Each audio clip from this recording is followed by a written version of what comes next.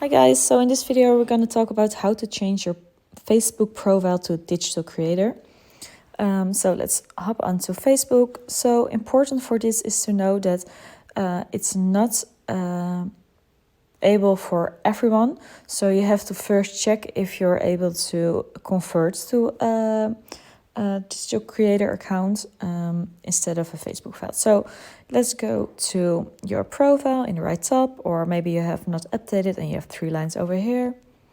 Just click, and then you can go scroll down and click on help and support.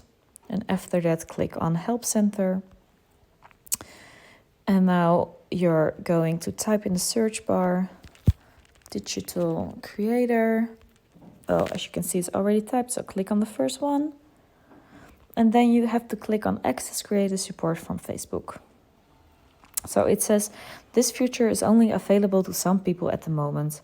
So this means I can change my Facebook profile to digital creator. So if it says this the same with you, it doesn't mean you're able as well. And otherwise you can just follow the steps over here to create them. So what you can do is click on no, was this helpful?